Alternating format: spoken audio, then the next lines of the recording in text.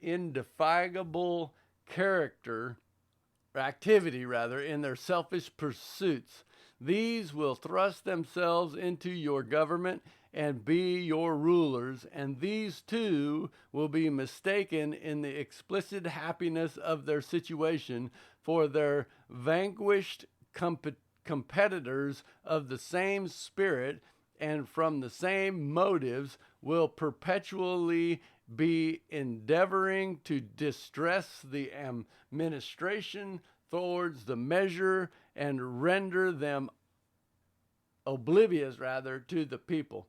So what he's saying is you're going to get the same breed of people competing for the same job with their self-motive activities, and they're not going to be doing anything for the benefit of the people. He was afraid that this was going to turn everything into basically a monarchy system, and the setting of these things up, we would have only the thieves and the contemptible running for these offices.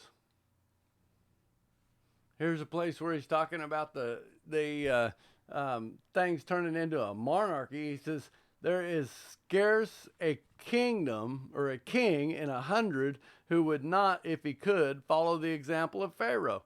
Get first all the people's money, then all their land, then make them their children's servants forever. It will be said that we do not propose to establish kings. I know it. But there is a natural inclination in mankind to kindly govern. It sometimes relieves them from aristocratic dominion. They had rather have one tyrant than 500. It gives more of an appearance of equality among the citizens, and that they like, I am apprehensive thereof, perhaps too apprehensive, that the government of these states may in future times end up in monarchy. But this catastrophe, I think, may be long delayed if in our proposed system we do not sow the seeds of contention, fashion, and turmoil in making our posts of honor places of profit. If we do, I fear that, although we employ at first a number of not a single person, the number will in time be set aside. It will only nourish the fetus of a king, as the honorable gentleman of Virginia very apparently expressed, and the king will the sooner be set over us. So what he's saying is, if we continue down this road, the gradual natural progression of men through this corruption is going to be men who are set out for their own personal gain, which is exactly what we have in Washington, D.C. right now. We've got people, I mean, for Pete's sake, we just had Mr. Putin over there in Russia put sanctions against individuals who are in our federal government because they individually have serious amounts of money that they have made that is obviously within his control of his country that he can get a hold of. And these people have not produced a single thing. What is wrong with that? That is exactly what Benjamin Franklin was warning us about. He says we will have this anarchy coming in and ruling the people just like Pharaoh, and that's exactly what we have. We have a gross overreach of a federal government that is out of control. We have people that are in government for their own personal gain. George Washington himself refused his wages for both being president and being commander-in-chief, because he knew that it was more important for the nation to prosper. Now people say, well, he was a big rich guy. He didn't need the money. No, his plantation and his farm and ranch and stuff from the Revolutionary War was all but destroyed. I mean, he had the land, but he had to rebuild the entire thing, and he could have used that money, believe you me. But he refused to take it, and he went on to be the commander-in-chief and the leader, because he exhibited those characteristics of which these men were talking about, and this ability to operate within the confinements of what is right for the nation. Public virtue.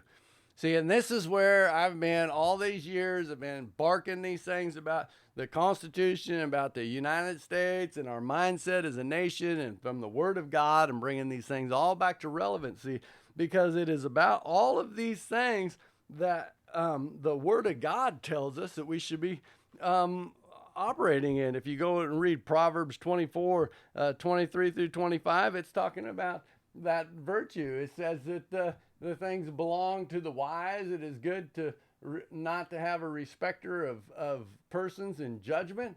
He says that the wicked, he said, he that saith unto the wicked, thou art righteous, shall the people curse. The nation shall abhor him. But him that rebukes him shall be a delight, and the good blessings shall come upon him. See, that's talking about our mindsets and our being, what do you call it? Respecter of persons. See, we do the right thing. We have good judgment because it's the right thing to do.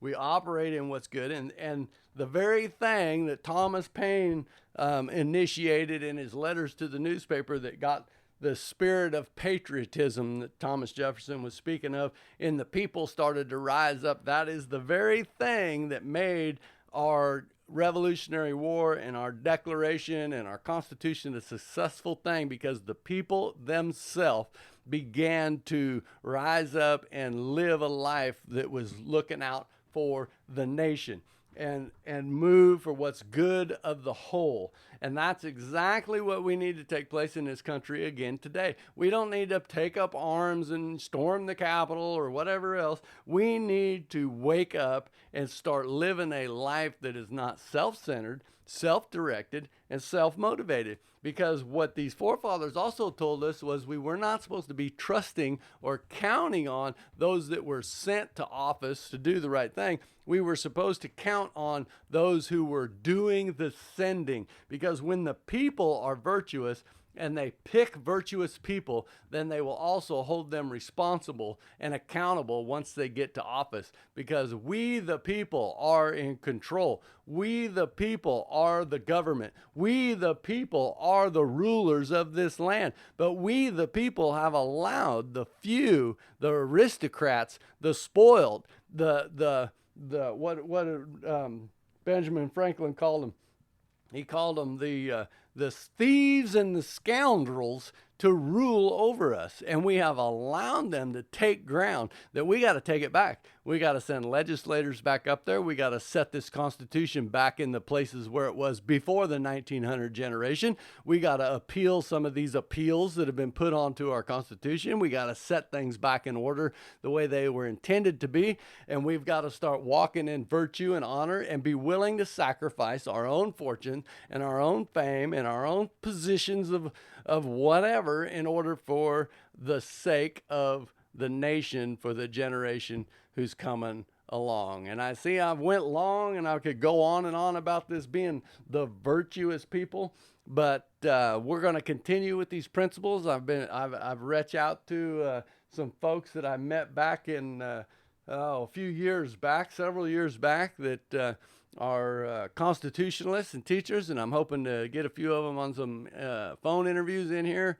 And so you're not just listening to me, but we're going to continue rolling down this little list here until we get done, however long it takes. So I hope you got something out of this. I hope you're listening, and I hope I've spurred you to study and dig it up, because, you know, the Bible tells us that we should study to show ourselves approved unto God, a workman worthy of our hire. And that's my intent here. I'm not trying to feed you with all the information you need. I'm trying to whet your taste buds to get you hungry enough to dig on your own and do your own research and read some of these historical accounts and these things of these men. So once again, I appreciate y'all listening to these podcasts. Hope you're getting something out of it. Let us know through the email and contact and comment box. And until we meet again on the pod, have a wonderful day.